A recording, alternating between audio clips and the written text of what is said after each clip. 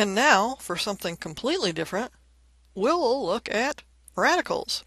So I won't sing the very dorky 70s song, Breaking Up is Hard to Do, but it's part of my legacy. So, breaking up is hard to do unless you're a free radical. And this mini lecture will introduce you to kind of the basic overview.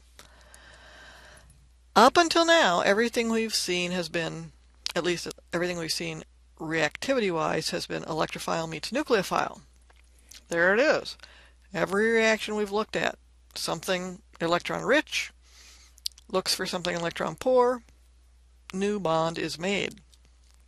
But we don't always have to have anions and cations. We don't always have to have delta positives and delta negatives. Sometimes, with just the right amount of energy, a bond can cleave, like so, to give you two similar species, two radicals, X dot and Y dot. This is known as homolysis. And what you want to pay particular attention to here are the funky change in arrows. That we have a double-headed arrow here and a fishhook or single-headed arrow indicating only one electron is moving. After all, what is a bond? A bond is two electrons. And that little fishhook is indicating that one of them is moving to Y and one of them is moving to X. So the difference between homolysis and heterolysis is electron movement. Homolysis is one electron movement. Heterolysis, what we've seen thus far, has been basically electron movement where both electrons in the bond goes with one of the species, leaving the other species without any electrons. So that's what's going on in radical chemistry. Homolytic cleavage to generate radicals. The tables on pages 1202 and 3 are full of very interesting and useful information. You will see that homolysis isn't that hard to do for certain kinds of bonds. So, for example, the halogens, e.g. bromine here, can be cleaved homolytically with a mere 192 kilojoules per mole. So a little bit of energy breaks bromine into two bromine radicals. Well, we've already seen how incredibly fragile peroxides are. Look at this peroxyacetic acid. Homolytic cleavage here only takes 123 kilojoules per mole. And perhaps you'll remember the demo I showed you at the end of fall semester, illustrating just how explosively reactive peroxides can be. So, homolysis is out there. And all it takes is a shot of light or a little heat, and all of a sudden, there you go. This kind of chemistry is huge in industrial settings. For example, polystyrene is synthesized by radical reaction of styrene, so it's big in polymer synthesis. So if you're interested in that, it's toward the end of the book on page 1259. Radical chemistry is the chemistry behind aging. There's a lot of biological chemistry that's radical driven. And as you'll see in one of the inserts in this chapter, the ozone layer, destruction of the ozone layer, is all about radical chemistry. But key to understanding this, what can seem to be fairly random chemistry, is looking at that absorption of energy and wondering, where is the bond going to break? Where is the radical going to form? And what we're going to see and come to understand is that the weakest bond is the one that's going to break, as we have obviously seen right here and right here when we hit it with a little energy. And the corollary is that the most stable radical is going to form. So this is going to drive all of your understanding in chapter 25. It's definitely going to drive your understanding of mass spec in chapter 16 when we return to that. So what about the stability of radicals? Well, the good news is the stability of radicals is very much related to the stability of carbocations, which you know like the back of your hand, right? It's definitely something you've seen before. So when I look at this species, N-bromosuccinimide, abbreviated NBS for short, heated up, what's going to happen? Well, the molecule is going to homolytically cleave right here. And what you end up with are these two radicals. They form very readily.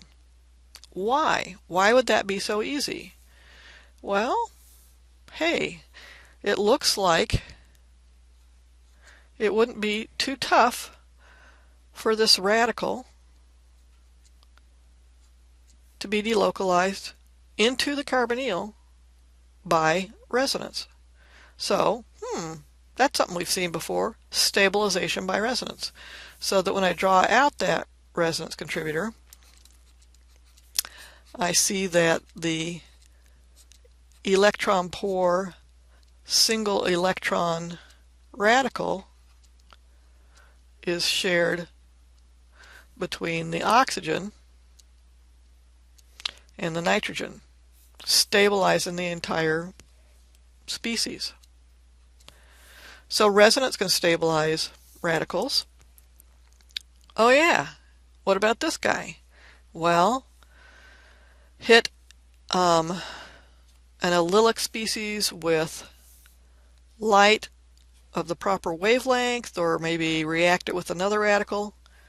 It's not tough at all to generate the odd electron right there from cleavage of that carbon-hydrogen bond.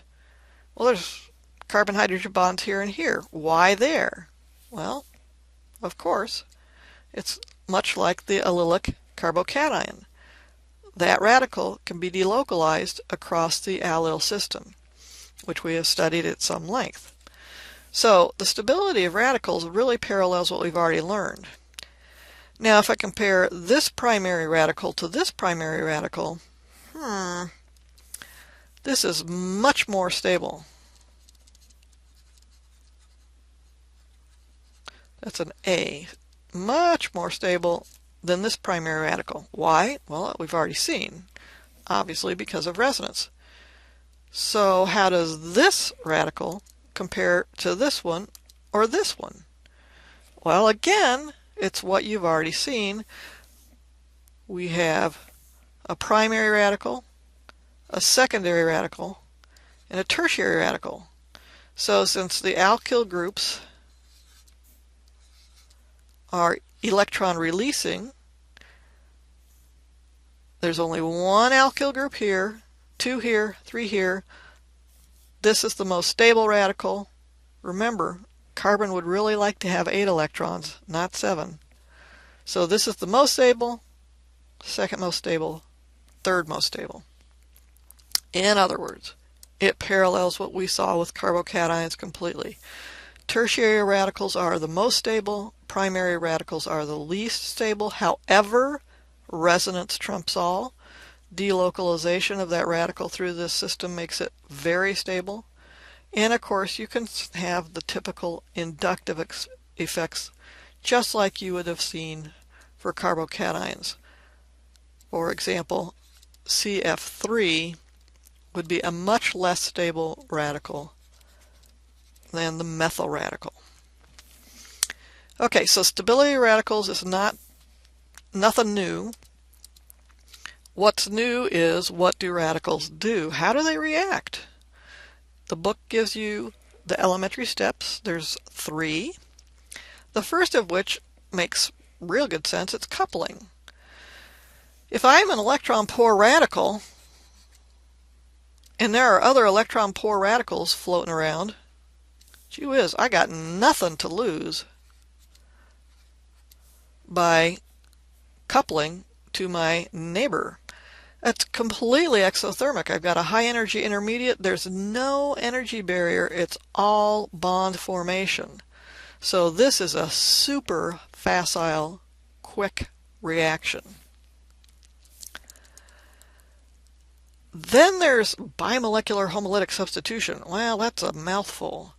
I would just call it atom transfer. So what do we mean by that? Basically what we're talking about is you have some kind of radical species. So let's say it's an allyl radical. And it reacts with something that's not a radical, like chlorine. What's happening here is that one of the two chlorine atoms is going to be transferred to this carbon to make that particular species and a new radical. So it's atom transfer, transfer of this chlorine atom from Cl2 to this 3-carbon skeleton. A very common example of this is something called hydrogen atom abstraction, in which case we would see a radical, let's say, something like this. It's a hydrogen and a sulfur react with, we'll say, cyclobutane. Just for fun. So this radical can abstract a hydrogen, abstract being a fancy word for pluck off, to give you H2S and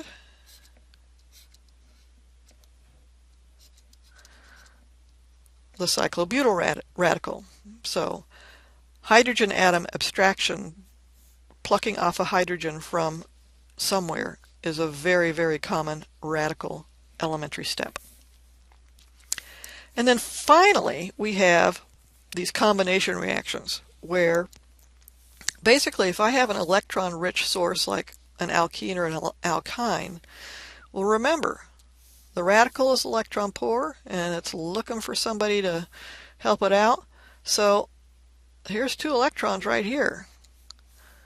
All I have to do is split up that pi bond to get, well, I didn't say H, but we'll just put these wedges and dashes the way they were originally here.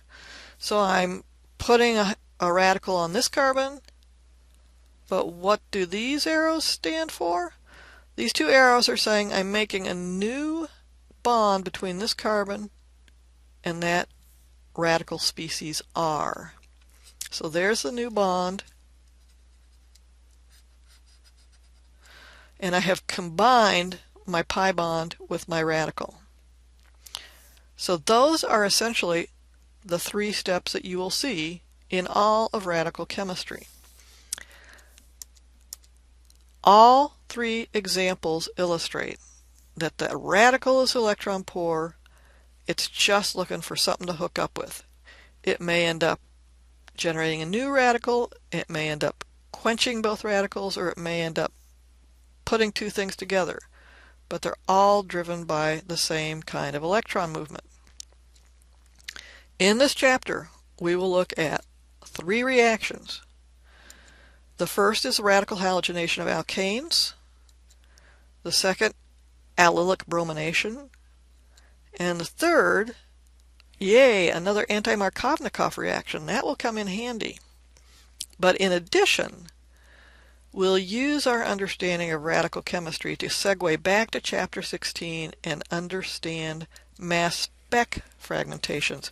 In particular, paying attention to the inner Chapter 2,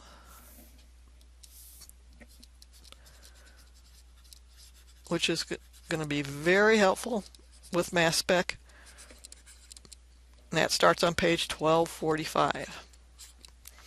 So that's it for the introduction. A separate mini lecture on probably this one alone, and then these 2 together will wrap up our treatment of Chapter 25. We will not cover Chapter 25 in its entirety. So that is all for now. We'll see you in class.